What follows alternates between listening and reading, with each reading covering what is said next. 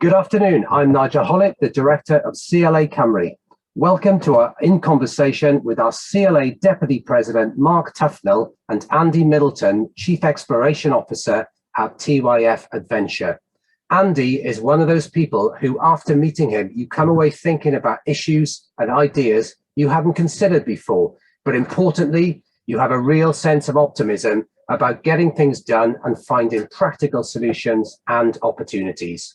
Andy hails from a strong family background in Pembrokeshire, South Wales, but his focus is very much national and indeed global. Before I hand over to our Deputy President, Mark Tufnell, can I just let you know that this session is being recorded, and if you do have any questions, do put them in the Q&A bar. Mark, can I now hand over to you, please? Nigel, thank you very much indeed, and a very warm welcome to everybody listening in this afternoon, and for all those people who are going to watch the recording at a later date at their leisure. Now, we're extremely lucky this afternoon to be joined by Andy Middleton, and as Nigel said, he is the Chief Exploration Officer for TYF. Now, I always wonder, Andy, with initials TYF, as to what on earth it stands for, but it may not stand for anything. Does TYF stand for anything?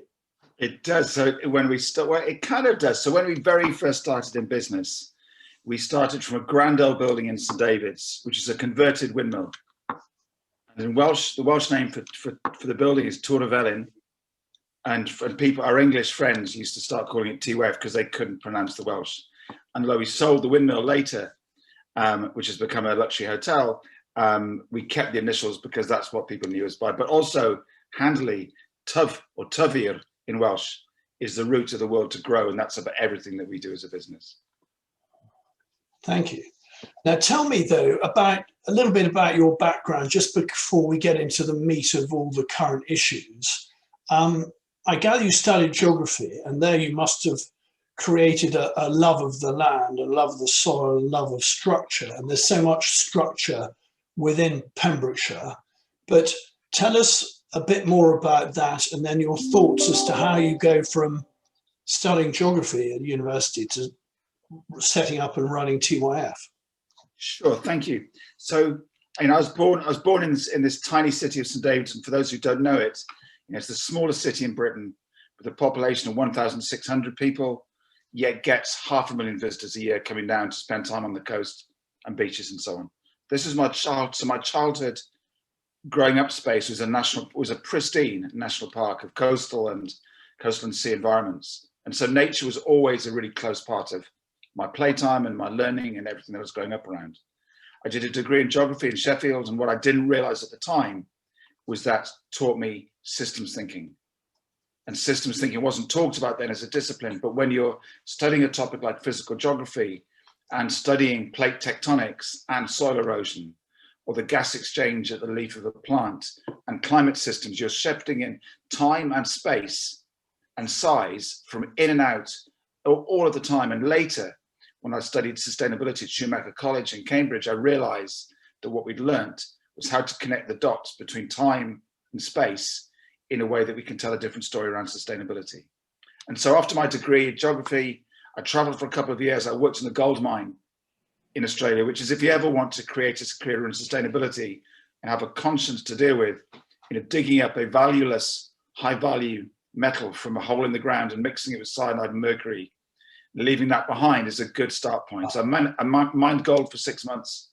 My job was to find gold mines, which is again about pattern recognition. Came back from that and started a surf school and windsurfing school that became TYF. We're now 35 years old as a business and have taken out around about 200,000 people to play safely in wild places. And we have two main points of focus as a business, one of which is which I think is particularly relevant to your members, which is about saying, how do we get people to have experiences in nature that are so profound that it changes the way that they live? And that changes the way that they live forever. And the second piece of work that we do is around giving people an unshakable confidence that they can make a difference in the way that the future turns out for them, by helping them learn, by practicing problem solving and so on things that matter in the places around them. So you come to it right at the very beginning of this adventure, and there's you with your idea. You have this amazing landscape. You have the amazing Pembrokeshire hills and the sea. But how do you actually transition from being just you to being the large scale business that you have now, and the many people who enjoy all the experiences that you offer? I suppose the key thing that we learned, one of the things, the privileges that we had is that very early on, we started working with corporate customers. So businesses would often bring groups of people down to learn how to think a bit differently. And, part of what we taught people was, we were teaching people common sense in many ways. We were teaching them things that they could have learned in school as 10-year-olds, but not only didn't learn as 10-year-olds, but their kids weren't being taught that stuff either. So what we were doing is teaching really simple principles around responsibility, kind of goal setting, collaboration, and so on. And I suppose the values that we learned from that allowed us to build a team where we had a pretty empowered group of people running the business who are allowed to develop things in their own right. So day to day, I have no direct input onto the business. I haven't been able to use a till in the business for over 20 years, etc. But my job is to help out, I guess, on the strategy and the connections and opportunities. So we have, for instance, a lovely inquiry at the moment that we're working with a community in Cardiff to see if we can take 36,000 young people through a program between now and Christmas to make 2021 not the worst year of their lives, but the start of the best time. And how do we flip the problem into an opportunity, which I guess is a lot of our focus with businesses. And I guess for many of our members who've been watching today, effectively what you've done is you've taken your own resource, your own skill, you've taken the resources around you, and over time you've built a business, and you've built a meaningful business that is there to sustain itself for the long time, for the long term. And how do you see yourself building on that sustainability, and how do you see it going forward in the future? That's a great question. And I think what's interesting, I suppose, is that the lessons that come down typically through business schools, and the things that excite government ministers around businesses is to see them grow as fast as they can and then get sold. And I think the challenge for the members sometimes is to say, my view, I suppose, is that the only people in the world who ever get to be rich are the people who understand the meaning of the word enough. Because there comes a point in terms of the size of business, providing we can pay our staff really well and make profit to reinvest, the biggest impact that we can make is by teaching other people what we can do, rather than being a business that's focusing all of our time on replicating our model in lots of places around the country. So if we want to create multi-generational impact, we need to be masters of our craft, really understand what we do, practice what we preach, like every day as well as we can, and then share what we know with the world for free or for a fee, depending on what people want, to try and widen that impact. Because just being a little bubble of perfection in St. David's or in half a dozen places wouldn't change the world. And if we want to influence government leaders, business leaders, cities, regions, and communities, we have to get out of our own bubble to do that. And I see from looking at some of the other things that you're involved with, that you're now Chief Executive at Slipstream Impact, a founding partner at the Do Lectures, partner at Now Partners, mentor with the Unreasonable Group, the B Corp ambassador and trustee at the One Planet Centre, and the Earth Protector Communities. Now that's quite a list, and that's quite a long way to have come from setting up a smallish business that's now become a big business at TYF. What is it, that vision that then took you to say, well, actually, I want to do more? And as you mentioned, more outside the small city of St. David's. Yeah, I suppose what's been interesting on that journey is that I didn't have a detailed plan of what this would be, and even 20 years ago, I probably didn't even dream of being able to have the conversations I'm having now about changing cities and regions and countries. And for me, it's bringing together in many ways the kind of the land knowledge about how things work at a system level for nature and a kind of a planetary level, with the piece that I learned through running an adventure business about, particularly about risk and how do you prepare people about risk. You know, I worked as a lifeboat crewman, I was a professional lifeguard, I've worked for desert rescue, so I understand risk from a human life perspective quite well. I understand the corporate language. I've been a director of an environmental organization, so I kind of understand third sector language. I think the most valuable thing for me has been able to connect different partners using language that they understand. And that's enabled me to work in those different places and bring a different kind of voice to that. And because I tried not to get too involved in operational stuff, that gives me the headspace to work on this. And so just briefly, the slipstream model, we work with big businesses to find money that they didn't know they'd lost. And this is like errors in contracts and so on. We find money at the rate of £1 million for every £1 billion that they spend. And the deal is we work with them then to reinvest that money in sustainability initiatives that they couldn't have otherwise afforded.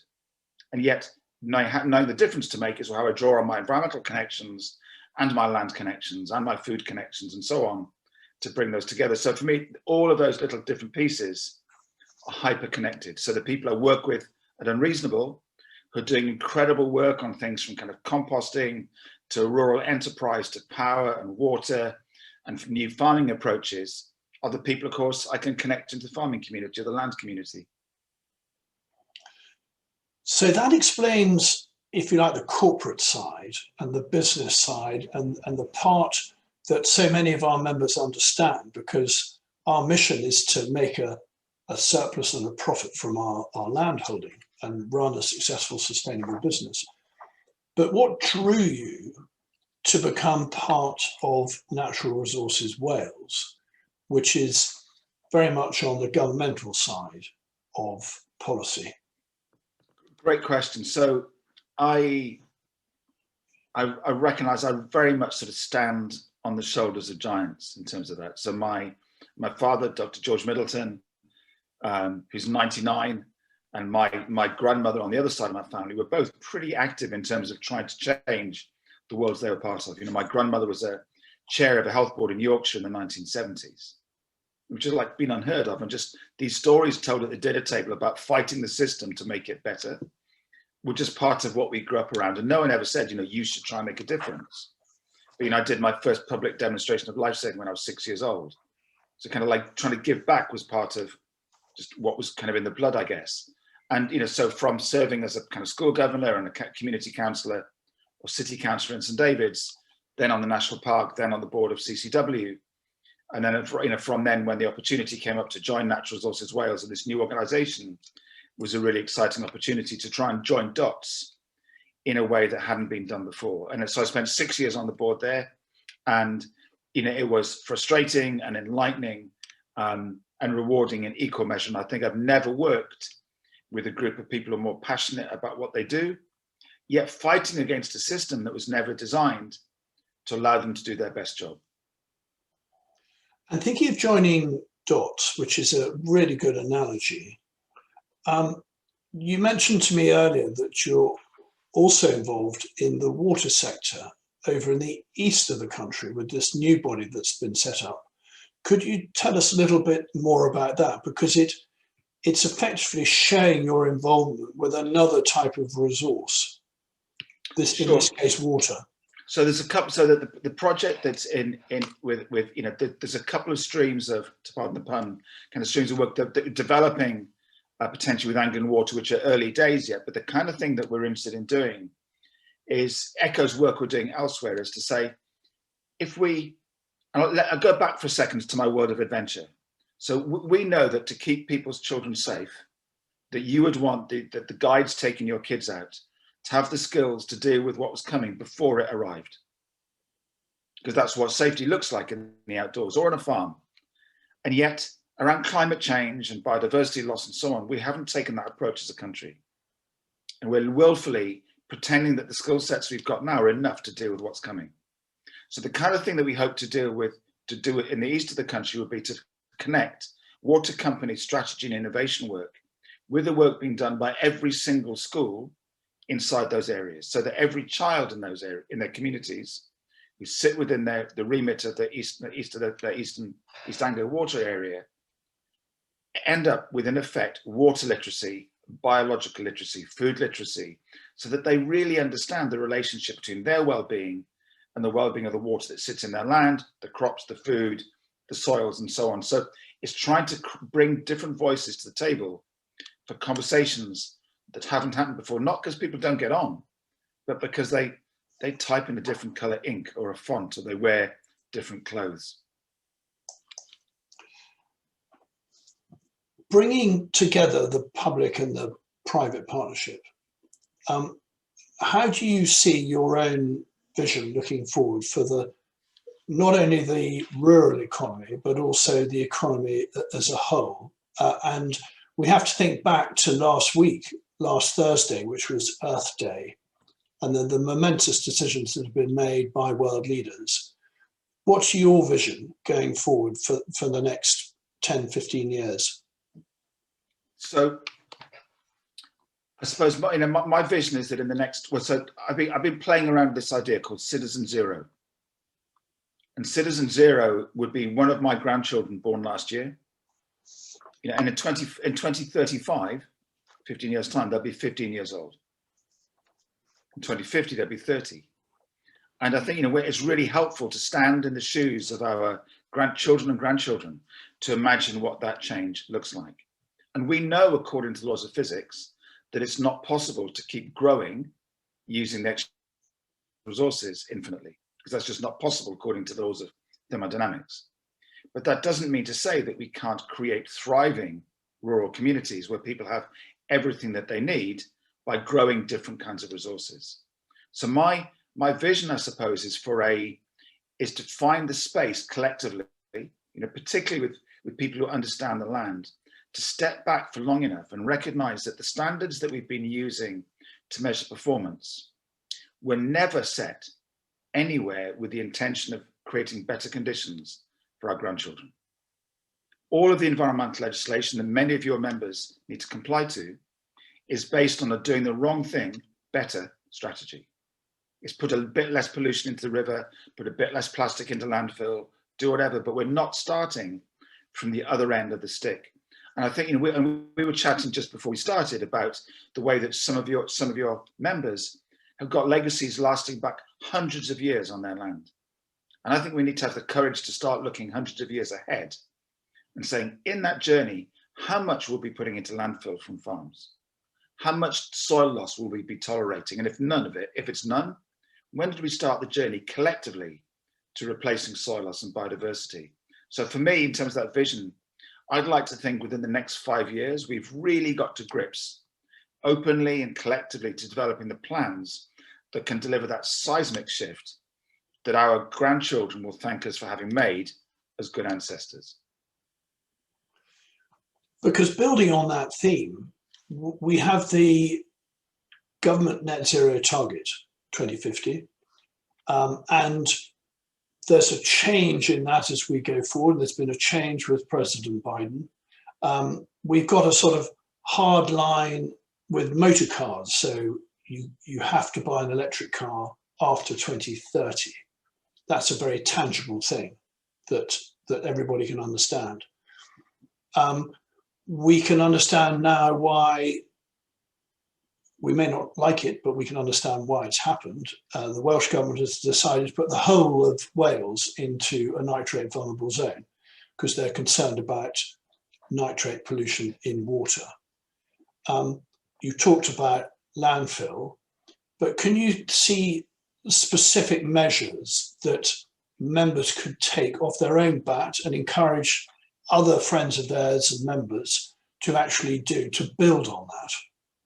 Well, I think a great thing that, one of the best things I suppose about the legislation in Wales, which I think is relevant for everywhere in the world, not just this country, is that the Wellbeing of Future Generations Act, which only applies to public sector, has this requirement in it to maximise the contribution that public sector make to a set of 7 wellbeing goals. And unlike the Sustainable Development Goals from the United Nations, that the compliance with the Welsh goals means you have to try and maximize contribution to all 7 goals by applying a set of principles around involvement, collaboration, long-term thinking, and innovation, if I remember rightly, and prevention. And the really interesting thing is that for most people, we have no idea what the boundaries of possible look like even for our own practices, because good news tends not to travel that far, even in the farming community. It takes a long time to go from one side of the fence to another, sometimes from one farmer to be looking into the neighbour's field to change practice. And I think there's a huge opportunity for organisations like the CLA to work with its most progressive members and those who are coming through as future generations and plot the current boundaries of possibility around good practice for land management and estate management, where we're looking after enterprise on the land, by drawing experiences from around the world into one place so that people can start to calibrate how good are we today compared to how good other people are today. And from that, learn to go beyond what I would call the art of the possible to consider exploring the art of the impossible together, which are the kind of big goals around structural changes to our economy that are still going to require really important management and careful management of our land and natural resources estate. So I think there are obvious things like, maximize renewable energy on the land and shifting away from shifting energy sources to air source and so on, particularly when you've got things like the renewable heat incentive still running and so on. But I think it's plotting the possibilities and organizing that as a collective, as an association, could be both exciting and hugely rewarding, but really pushing the boundaries. Now, next week sees an election, a whole series of elections across the whole of the UK. And in some areas, they're more significant than in others. Now, in Wales, there are significant elections. We are an apolitical organisation, but we have been running, and we continue to run with any government, whoever gets in, our rural powerhouse campaign. And as the CLA, we picked out 5 key areas that we think are really important to help boost the rural economy. So I'll just quickly flesh them out, and then I'd love some comment from you on them as to how you see our members, if you like, benefited from it. We've talked about having a profitable and sustainable farming base and how practices are changing. We need to have an improved rural broadband and mobile coverage. And if we didn't have it, you and I wouldn't be talking, because I know full well that the signal down with you is not great, and it's all thanks to Dragon Wi-Fi. In our view, the planning system needs a total overhaul. And just as a sort of crazy aside, I mean, you mentioned air source heat pumps. I want to put one in for a development we're doing here. It's being promoted by central government. I've now discovered for this very small box that goes outside the property, I need separate planning permission from the local planning authority. Seems absolutely bonkers to me. We must invest skills and innovation, and your business is a key example of how you boost skills within a rural area and make sure that the economy can grow there. And also, we've been trying very hard within Westminster, because broadly speaking, it's Westminster who control tax, to come up with a simpler tax system, because we just think it's mind-blowingly complicated and unnecessarily complicated. So I don't know whether within those 5 areas and these forthcoming elections, without being political, whether you've got some key thoughts as to how our members might benefit from promoting some of those issues.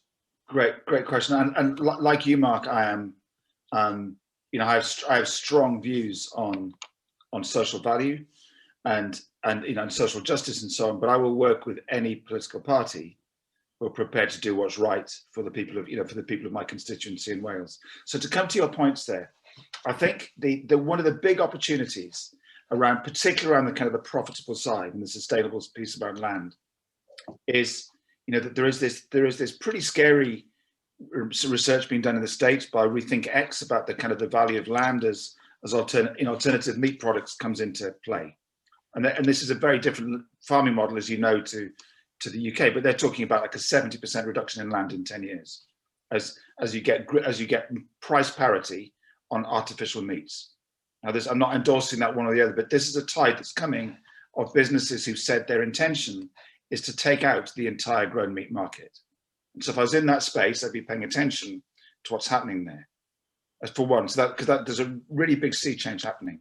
But the other bit that's never been properly tapped into is that in Wales, and I know the figures for Wales, so Wales has a population of 3 million people who don't know it, the avoidable cost of type 2 diabetes in Wales are 300 million a year.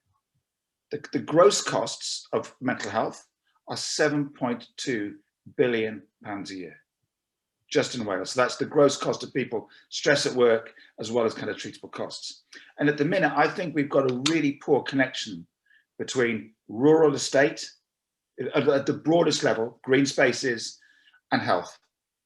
There are very few conversations happening between how do we optimize the impact of land and food and access to land and health, and work out what the payment flows would look like if landowners could properly contribute to the well-being of their nation and their communities and get paid for it, rather than paying pharmaceutical companies for drugs to treat depression. We could be getting structured and guided access to green spaces in a way that rewards people for keeping those spaces appropriately designed for those who need it. So I think there's a huge opportunity there.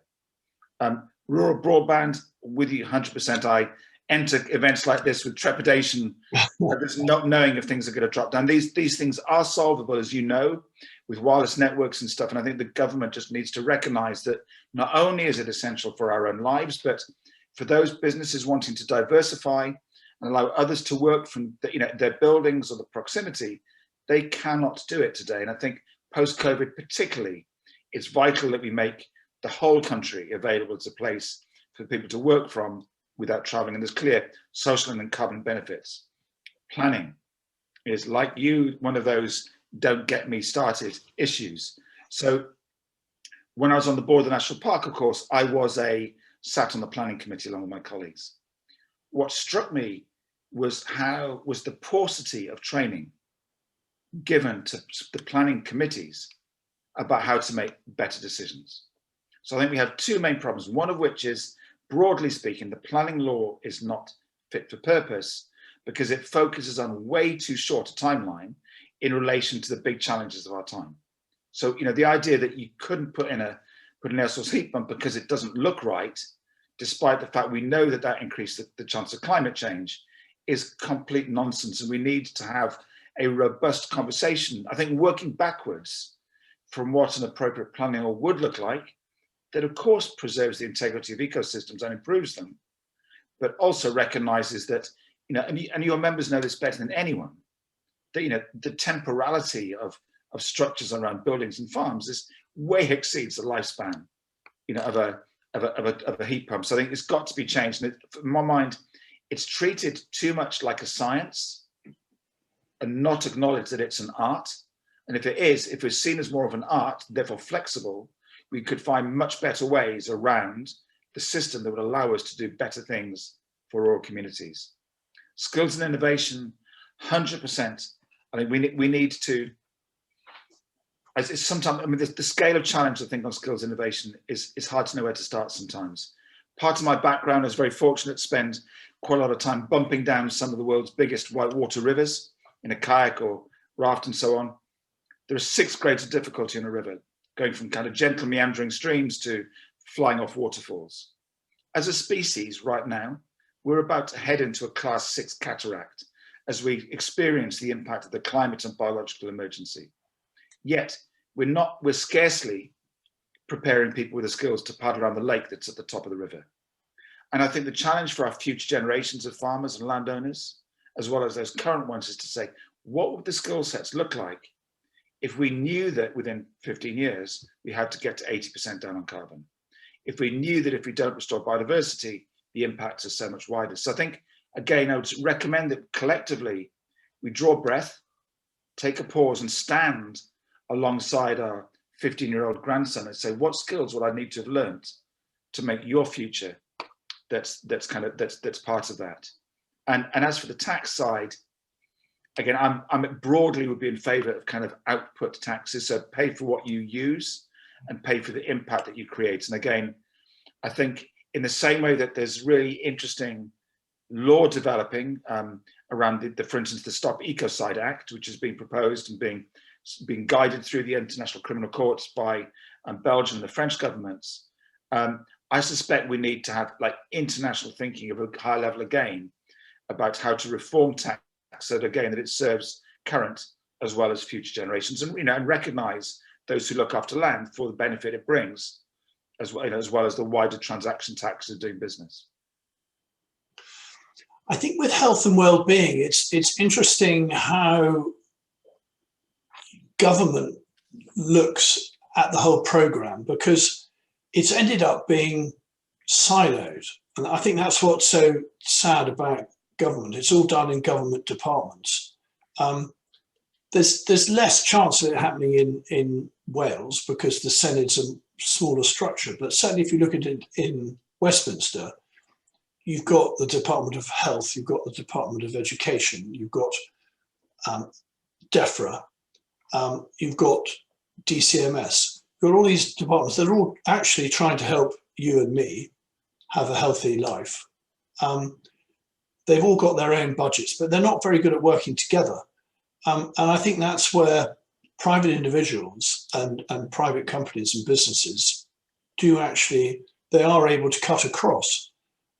And somehow if one can get that sort of joined up thinking to come through, then I think overall we'd end up with a better, as you say, health and wellbeing programme. I was interested when the Prime Minister came out with his analysis of the 10 items that make up the areas of carbon emissions that have to be tackled. He set out a list. There were aeroplanes, cars, housing, farming, a whole long list. And he set out a programme as to when they were all going to be tackled. Of course, so much attention focuses on agriculture, and they say 10% of the emissions are all due to agriculture. Isn't this all effect because we're eating too much meat and we should plant more trees? And you end up with this very simplistic argument. Whereas in fact, there's a huge amount of carbon being emitted through houses that aren't properly insulated or aren't properly heated. And actually that's probably an area that should be looked at and worked on first. Now, that doesn't of course say that within agriculture itself, we shouldn't look at areas where we can improve. Now, Natural Resources Wales have taken views on planting of forestry, and there's issues about how you manage peatland, particularly in the uplands. And then, of course, there's this whole issue of how you best manage carbon within soils. And there's a lot of work being undertaken on that. But the argument, the sort of simplistic argument that comes out of some of the reporting from the government's Committee on Climate Change, which says eat less meat, actually doesn't really understand and transmit a message to the general public that they can understand. If you take Wales, which is a key producer of high quality Welsh lamb and Welsh beef, which is highly nutritious, if it's used properly in a balanced diet, it is of huge benefit to you and I and the general public. And we get around so many of these issues of health. Now, I just wonder how you think the Welsh Government could look at its sustainable farming programme that it's considering, and it won't have a chance to look at that until after the elections. But where would you see the farming minister focus their attention? Great question. So, and this comes back to your previous point about the way that people work in silos.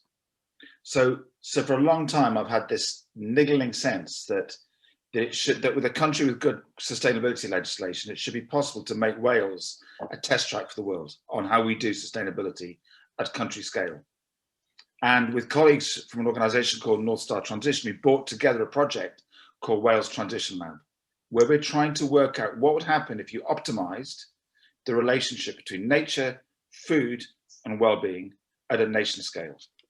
And not surprisingly, when we started having conversations with some of the colleagues in the farming community, they had never spoken to professionals in health. The big supermarkets have never spoken to people in health. So there's like zero conversation at the moment about things like food and nutrition density and what that might mean in terms of health outcomes for the wider population. So I think the start point, again, a little bit like we talked earlier on, is to say what might be possible here if we took the best examples of what's working. So in Finland, for instance, they reduced ischemic heart disease by 60% in a generation by changing education and diet. But go and take the learning from other countries and put it on the table at a Wales level and say, how do we optimize that relationship between food, land, nutrients, farming practice, access to countryside, and recognize that yes, things are going to change. I don't see any way that we won't significantly reduce meat consumption because young people are not eating it as much. But that doesn't mean to say that there isn't still a place for that going forwards. But the conversations at the minute have not been avoided because people don't like each other. They've just been in different places. And I think properly bringing those conversations together in a way that really listens to each other's concerns, listens to each other's stories. And it's been fantastic having Nigel part of that discussion at a Wales level. But what we're learning there could work in any region by bringing the key players together to properly hear each other's stories before they start judging right or wrong about the way that people practice things, and recognize that we all have good-hearted reasons for what we do. And if we listen to each other, we can find better ways forwards. Now I'm going to take a few questions from the Q&A and see how I get on here. I've got a question from David Jackson. He's just wondering whether you have worked with any young farmers clubs or any rural youth members around the world, and how well placed they are to act as ambassadors for the type of work that you've been talking about this afternoon. Yeah, great question. Thank you, David, for that one. So we've had, in terms of the Wales Transition Lab project and others we're doing, we've had some conversations with those young people and have definitely got, they're on our cards to have a lot more. And I think there's a couple of really interesting factors here. Ella's Kitchen, which some of you will know as a baby food business, did some research on influence, and they showed that 67% of business leaders who had children significantly changed their sustainability policies at work as a result of conversations they'd had around the dining table. And in the States, they showed that the biggest impact of conservative, small c conservative dads' views on climate change was 15-year-old daughters. So I think getting young people fully involved in the process of solving these problems is absolutely vital. And just earlier this morning, I was talking to a colleague, Phil Corbell, who runs an amazing organisation called the Carbon Literacy Project in Manchester, who's describing secondary school kids who are putting together Salix funding bids for hundreds of thousands of pounds for the local council as part of the schoolwork. So I think with young farmers groups and the young people in rural communities have a vital role to play in shaping, A, because it's their future, B, because they think differently, and C, because they've got time to do it rather than running busy operations. So I think the more we can open the doors and create spaces for them to properly get involved, and I think for the bigger enterprises who are members of the organisation and those they're connected to, I would strongly recommend that they appoint youth boards, future generations boards, to advise them on those decisions. So I think great suggestion and absolutely in our target. Now, Robert Floyd asks whether you've got any new ideas to get individuals with mobility issues into a car or a minibus out into the countryside or a national park, because he's saying that organised schemes for disadvantaged youth and wildlife trusts are not easy to manage. And he just makes the comment, a very small fraction of an NHS budget is an enormous multiple of most agri-environment schemes. So how do you get people out into the national parks who find it difficult for those issues? And I don't want this to be to come across as a trite answer, but I think it's a little bit like, I suppose, a lot of the frustrations that you have, your members have the planning system, is in the planners think they know best, but never talk to farmers to work to co-design the system. And I think broadly speaking, we need to take approaches from the world of things like disciplines like service design and UX, user-centered experience off the web, and really ask the people who we're trying to provide that service for to be with us at our sides when we design the solutions for them. Because at the moment, we still have way too many well-intentioned experts designing solutions for people they never talk to. So I am absolutely sure that there are enough empty seats in cars moving around the national parks that with the right kind of phone app and input from the people who benefit from those services, that's something we could crack in a matter of weeks. But we never ask the right questions, which we don't get to those kind of spaces. And I think for me, working out how to monetize the value that access to that land might get, which could be privately owned land. I have no problem with people getting paid for the access to land to improve mental health, rather than give money to a drug company to make Prozac.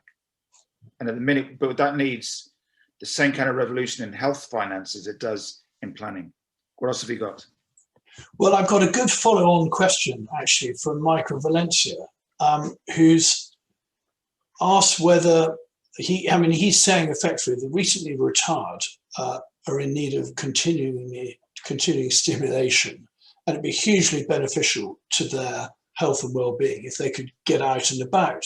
So he's just wondering what TYF and other similar organizations would offer to the older demographic. And then, and picking up on what you've just said, this idea of access to the countryside and nature should really be woven into the health service and should be prescribed by doctors. Two fantastic questions. So, well, there's a number of different things here. So, my dad, who's 99, I think he last went swimming when he was 94, and he last went swimming in the sea when he was 94 or 95 years old. And we've got next week we have an 89-year-old coming out on a kayaking session with us. And there's absolutely no reason why, with the right support around them, we shouldn't be getting people well into their 70s, 80s, and 90s taking place in appropriate, supported outdoor activity that reconnects people to land, reconnects them to nature, lifts their spirit, and do so in a supported way. And there are huge numbers of people working in the outdoors who could be trained up to provide those skills, working alongside landowners to maximize that space, who've again never been part of the process. And part of the work we're doing with the health boards here in Wales is to say, right now, trying to pick up the outdoor activity sector is like doing a smash and grab in a marble shop without a bag. You walk out with nothing because you can't pick it up.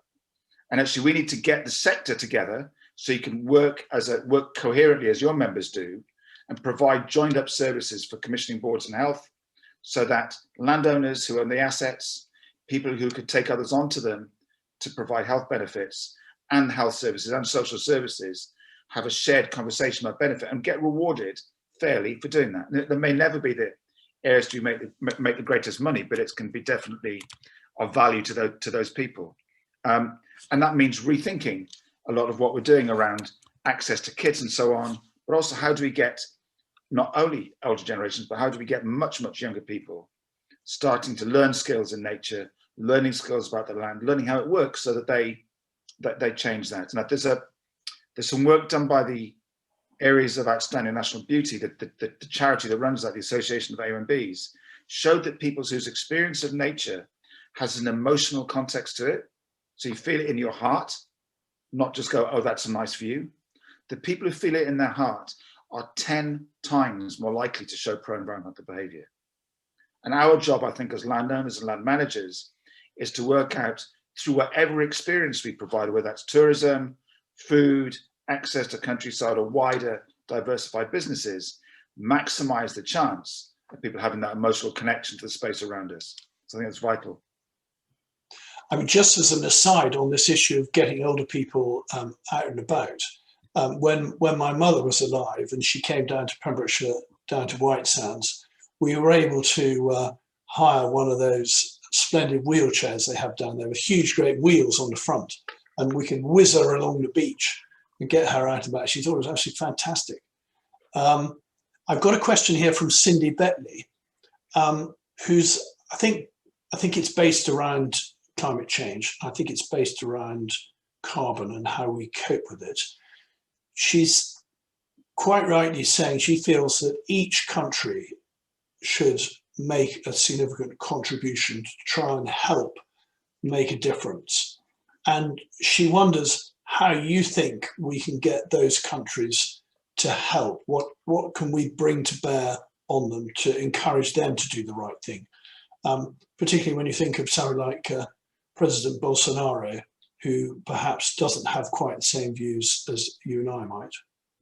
So I remember years ago when Professor Sir John Houghton, who was one of the early, lived in Mid Wales, one of the early signatories of the IPCC's work, would been in China and talking to Chinese leaders about the fact they needed to use more electric cars type stuff. And he was saying, yeah, that we will when you lead.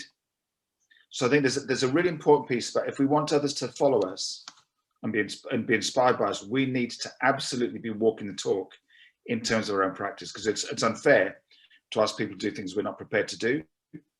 And I think, again, through organizations like yours in other countries, the sharing of what works and building those partnerships and accelerating learning, I think is one of the fastest ways that we can get to do that. We are having conversations with colleagues at the World Bank, the World Bank, World Economic Forum, about how to do this creation of different conversations that bring together, rural enterprise and land management, health, biodiversity, and economic benefit in a different way, without the interference of government, but with government very much being there at the table to learn from what people know is possible. So I think we know that people are already looking at what is happening in Wales. Lord John Bird from the Big Issue is taken forward a private members bill about the Future Generations Act in Westminster. So we're already seeing that happen. I just think we need to believe that the influence we create probably won't happen until we won't know it till quite a long time after it's happened. Now, Alice Lampard picks up on the earlier conversation we were having. Where do you think the blocks are coming? Because effectively, politicians are in politics to help people, and generally speaking, everybody's out to try and help their neighbour, and our members are, work well together. But where do you think these blocks come in the conversations that we ought to be having?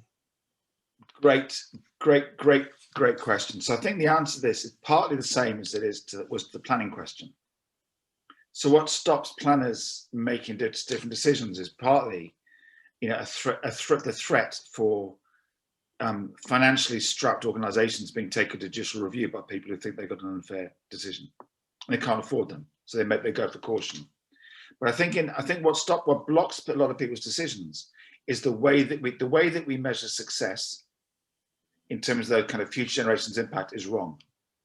And the audit office, certainly in Wales and I suspect in England as well, is for a long time has been taught to measure the things that are easy to measure, not necessarily the things that create benefit for communities. So many of your members will have come across people saying, well, we'd love to do that, Mark, but we're risk averse.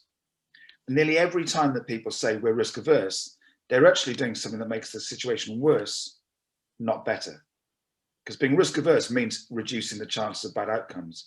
So I think it's well-intentioned people working with poor mindsets are the biggest barrier. And if I were to get a chance for a second one, I think the other block is caused by people, generally speaking, having really little idea about how much change is coming down the line. So they don't know how serious it is that we respond, boldly with what's coming.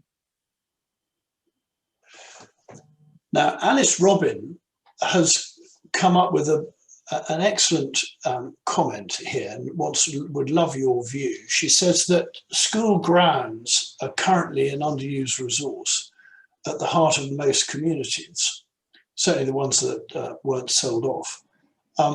Now, what role do you think they can play in building a more connected future? Because Alice says that we can really reach younger children very easily through good school grounds. Well, just to say, Alice, thank you so much for a fantastic question. So I just put a link in the chat there. So one of my favorite projects in this was started by a school teacher, Janet Hayward, in Barry Bados, near Cardiff in South Wales. And Janet was an incredibly inspirational head teacher. She put in her school grounds, she persuaded someone to give her the cash to put in 2 converted shipping containers.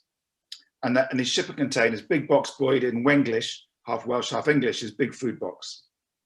And they got 1.5 shipping containers in the school ground, fitted out as surplus food shops. So supermarkets drop surplus food to them.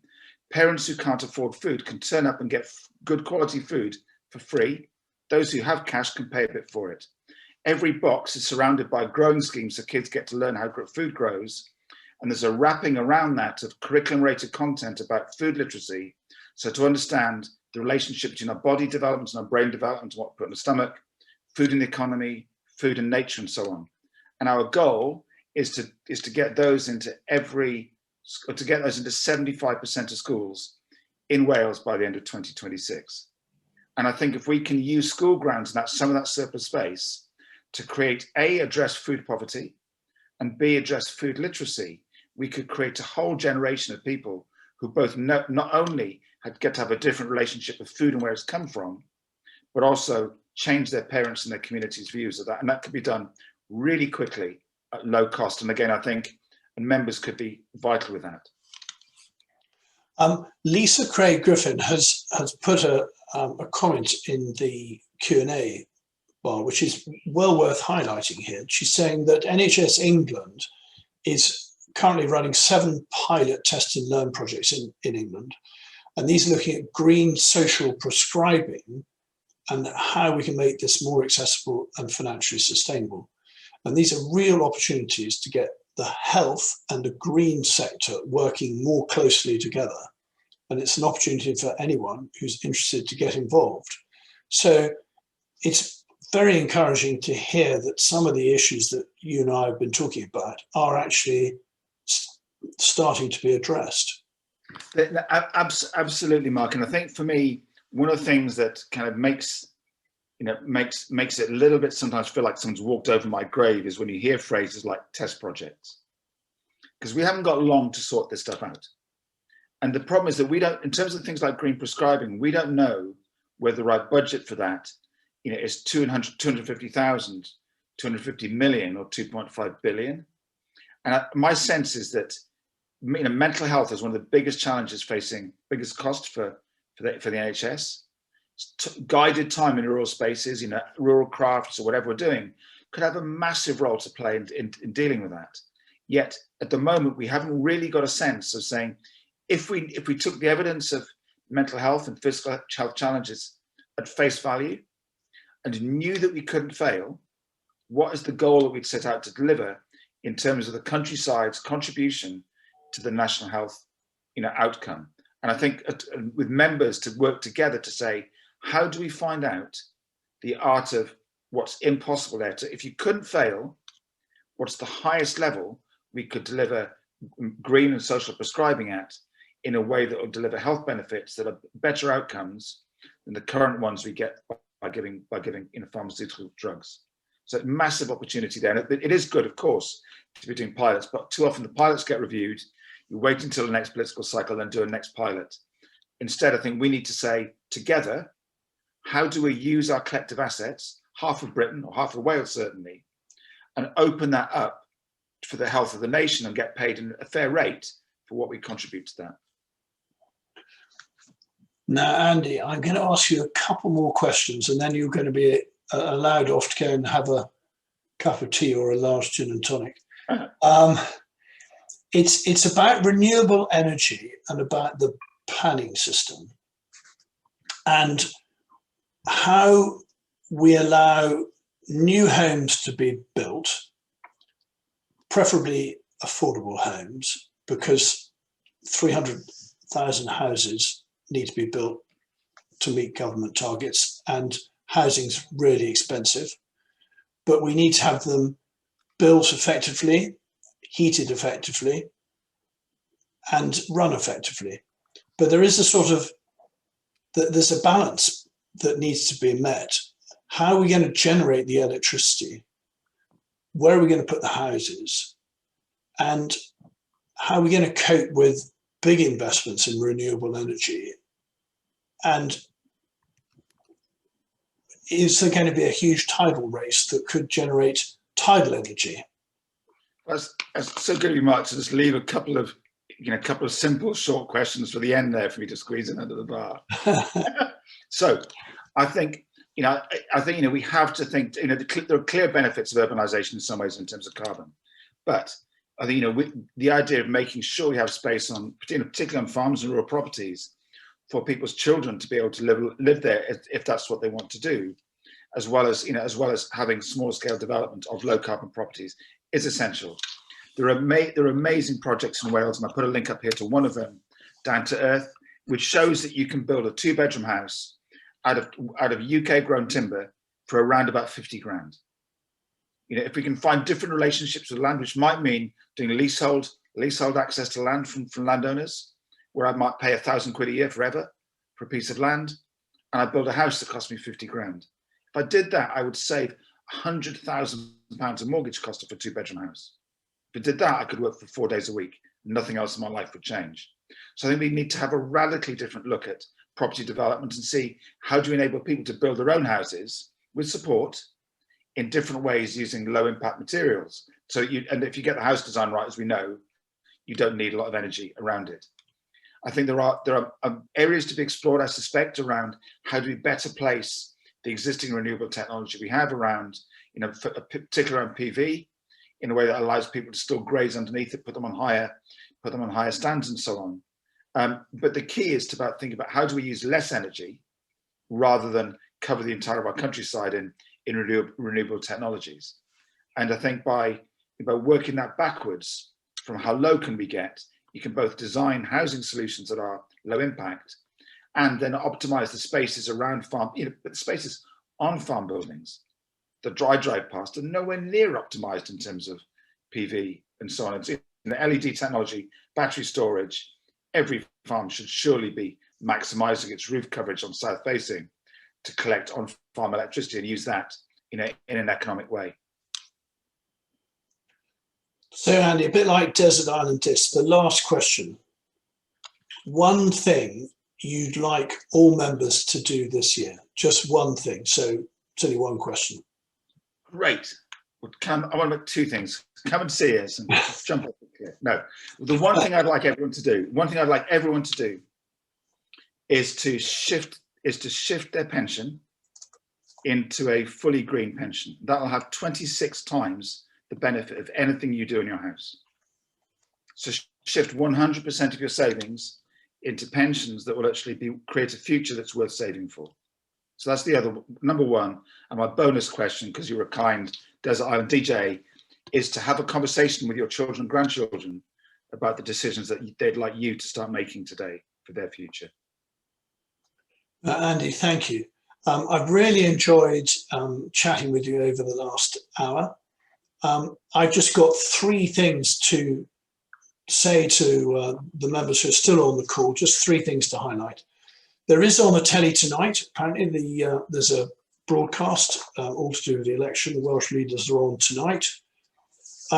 More importantly for the CLA, there's a CLA podcast being released tomorrow about the election, and you can hear Rory McLagan, the chairman of CLA Cymru, being joined by Anhareg Ern, talking about the key issues. And on the Wednesday, the 12th of May at 2:30, you can go on to a webinar and learn about natural capital, because that's going to be a key area going forward that all of us as members can learn about, not only learn for our own benefit, but also benefit in capital and both public and private markets. So thank you all very, very much indeed for being with us this afternoon, and a huge thank you on behalf of everybody to Andy for joining me in what I found to be a fascinating conversation. Thank you.